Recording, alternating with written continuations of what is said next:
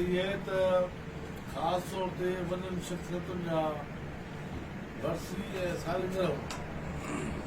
असांखे साईं GM साहिब इहो सम्झायो त कंहिं बुज़ुर्ग जी मज़ार ते बि इन करे वञिजे जीअं हुनजी तालीमात खे न फ़क़ति यादि कजे पर सभिनी खे ॿुधाइजे त हिन बुज़ुर्ग जी तालीम कहिड़ी हुई ऐं उन ते आमादा कजे सिंध वासियुनि खे उन तालीमात जी रोशनी में पंहिंजा के क़दम खणनि। असां साईं GM साहिब जी सालगिरह ऐं वरसी ख़ासि तौर ते GSN सां लाॻापियल सभु जेके बि कारकुन आहिनि उहे इन्हनि इहा सभु कंदा आहियूं त साईं GM साहिब जे जेका तालीम आहे उहा न फ़क़ति कारकुननि खे ॿुधाइजे पर आईंदे जे लाइ बि हिकूमत अमलियूं सिंध जी सूरताल बैन अवी सूरताल उन्हनि सभिनीनि खे पंहिंजी पार्टी तरीक़ेकार निकिरण खां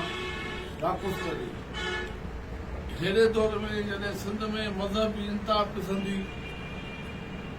तेज़ी सां वधी रही आहे ख़ासि तौर ते हिन सॼे खिते में अहिड़े दौर में जॾहिं धारियो माण्हू सिंध जे शहरनि में काहे पियो आहे ऐं न फ़क़ति उते मिल्कियतूं ज़मीनूं ख़रीद करे रहणु लॻो आहे पर हू गुंडागर्दी ते लही अची करे असांजे सिंध जे माण्हुनि खे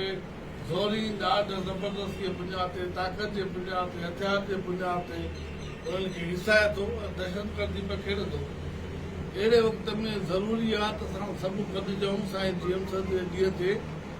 ऐं न फ़क़ति गॾिजूं पर उते उनजी तालीमात खां सभिनी खे आगाह कजे साईं अहिड़ी सूरताल में कहिड़ी असांखे राह ॾेखारी ऐं कहिड़े तरीक़े सां इन्हनि ॾुखी मुसीबतुनि खां छुटकारो हासिल करे सघिजे थो। इन करे असां 5 तारीख़ GSN इमाद तरफ़ां ऐं रवादारी तारीख़ तरफ़ां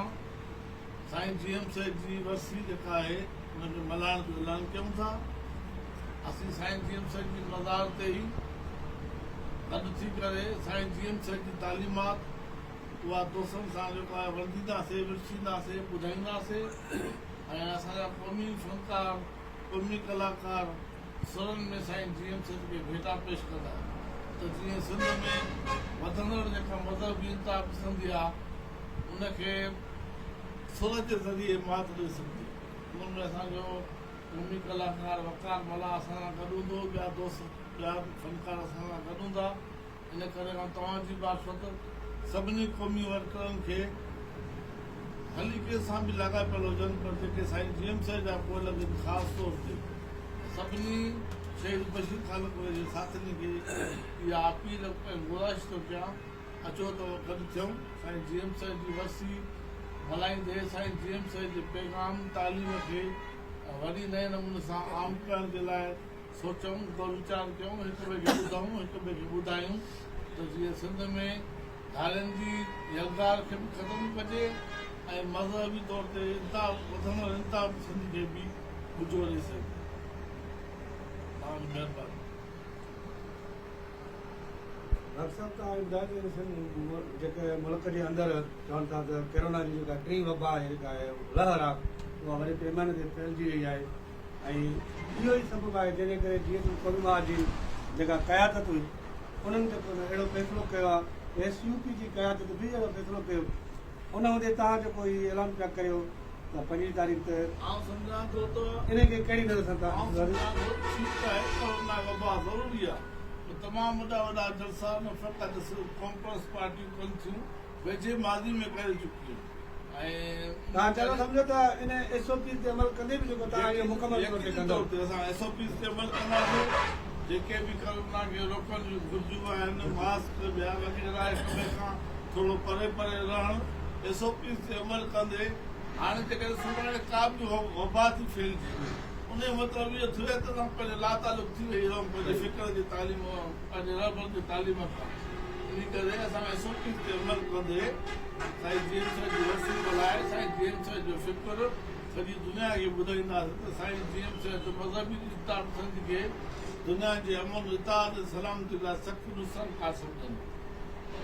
अच्छा ॿियो इहो ॿुधाइनि जीअं मतिलबु इंताबस जी ॻाल्हि थी त ताज़ो ई जेको तारीख़ लबे पाकिस्तान जे तरफ़ां सॼी सिंध बि हुन में शामिल हुई मक़सद इलाइक़े में हुनजा झगड़ा वॻा इन्हनि शयुनि खे फ़रोग़ मिली आहे हुकूमत जे तरफ़ां बि ख़ुदि हुकुमराननि उन्हनि शयुनि खे फ़रोग़ मिली आहे पाण हाणे वरी पछताए बि पाण ॾाढी वॾी ग़लति कयो आहे हितां जे हुकुमराननि वटि का बि मुस्तक़िल ख़ारजा पॉलिसी आहे कान न दाख़िला पॉलिसी जेको आहे उन्हनि खे हर सूरत में हर हाल में पैसे सां दिलचस्पी आहे तव्हां माज़ी में ॾिठो हूंदो त उन्हनि तालिबाननि खे ट्रेनिंग ॾिनी आयल दुनिया जे मुल्कनि खां उन्हनि पैसा वरिता तालिबान खे ट्रेनिंग ॾेई उन्हनि खे मचाए मवाड़ करे छॾियो ऐं उहे ई तालिबान हिननि जे गिचिन में अची पिया ऐं पोइ उन्हनि खे वरी मारण जे लाइ हिननि अलॻि पैसा वरिता त ईअं अहिड़े ई तरीक़े सां तहरीक लबे पाकिस्तान उनखे बि हुननि पालियो पाण आहे पैसा वञी जलसनि में वञी पाण ॾेई था अचनि जेका असां ॻाल्हियूं ॾिसूं था ॿुधूं था तव्हां बि हिन ॻाल्हि खां बेख़बर न आहियो ऐं वरी जॾहिं ॾिसनि था त हाणे हिननि खे ॿाहिरि दुनिया मां का ॻाल्हि थी थिए या मथां प्रेशर थो पए या पैसो किथे रोकिजे थो त वरी पैसो हासिल करण लाइ हिननि जी थोरी घणी कन वटि कनि था इहा कूड़े ॿिली जी रांदि आहे असां सम्झूं था जंहिंजे करे हिननि खे हुकुमराननि खे रुॻो पैसे सां दिलचस्पी आहे असुल मज़हबी इंता पसंदी खे रोकण सां का दिलचस्पी अच्छा कराची में धारियुनि जी आबादगारी जे हवाले सां जीअं तव्हां ॿुधायो कराची में वरी पठाणनि जा हमला सिंधी माण्हुनि जे मथां मुसलसल टियों चोथों जाड़े खां वठी कमु अचनि कराची जे अंदरि त तव्हां छा था सम्झो उन्हनि जे लाइ कहिड़ी पठान साईं GM सैयद खान गफ़ार खान जी दोस्ती खे विसारे वेठा आहिनि ऐं पठान गफ़ार खान जे नज़र तां बि हथु खणी वेठा आहिनि पठान हाणे हिन खिते में साम्राज्य जो साथारी थी पियो आहे ऐं असांजे लाइ मौजूदा वक़्त में नओं पैदा थींदड़ जेको आहे ख़तरो आहे उन करे पठाननि खे सम्झ खां कमु वठणु घुरिजे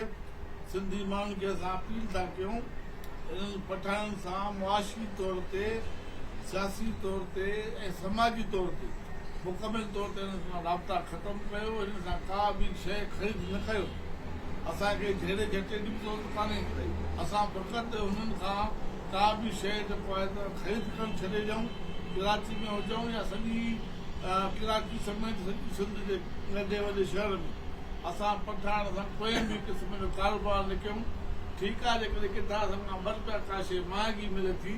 उहा उतां वठूं पर पठान खां ख़रीद न कयूं तव्हां यकीन ॼाणियो जेकॾहिं हिकिड़ो साल बि असां हिन ॻाल्हि ते सिंधी माण्हू अमल कयो त पठान हिते रहण खां जेको आहे बेज़ार थी पवंदो हलाक थी पवंदो ऐं पठान मजबूरी तौर ते हुनखे हितां वञिणो पवंदो ऐं पठान खे इहो न ॾिसणु घुरिजे हू हिते ॿाहिरियों माण्हू आहे धारियो माण्हू आहे असां पाण ई चवंदा आहियूं त असां हिते आरज़ी माण्हू आहिनि आरज़ी माण्हू दहशतगर्दी न कंदो आहे ॾाढो न कंदो आहे हिननि खे खपे हिननि जे अॻुवाणनि खे खपे त पठाननि जी न दहशतगर्दी जो तुर्त जेको आहे त तदारुक कनि हुनखे लगाम ॾियनि न त सिंध में वरी ॿी का बाह भड़की सघे थी जंहिंमें अॻे पोइ जेको नुक़सानु जेको आहे इन्हनि अफ़गाननि जो थींदो इन्हनि मदद ख़ान जे औलाद जो थींदो नादर ख़ान जो औलाद जो थींदो असीं धरती खां हज़ारनि सालनि खां वठी वारिस आहियूं असां ख़तमु न थींदासीं इहे पाण ख़तमु सिंध में जाली जो इशू हले बुनियादी तौर ते इहा पीपल्स पार्टी हुकूमत जी नाहली आहे जेके माण्हू हिकिड़ी राति में कंहिं अनुषा खान खे जेको आहे शहरत ॾेई हुनखे सेना जो मेंबर चूंडाए सघनि था इन खां वधीक जेको आहे नाहलीअ जो कहिड़ो सबूत हूंदो आहे त जेके सॼी उमिरि जेके हिन खिते में रहनि था सिंध में रहनि था उन्हनि खे सिंध जो डोमिसाइल ठाहिण में तमामु वॾी तकलीफ़ आहे पर जेके ॿाहिरियों माण्हू जेको अचे थो हुनखे रातो राति सिंध जी शहरत मिली थी वञे इन में बुनियादी तौर ते जेको आहे पीपल्स पार्टी हुकूमत जी मुकमिल तौर ते नाहली आहे इन पीपल्स पार्टी नाहले जे करे ई सिंध जेको आहे अज़ाबनि में अज़ाब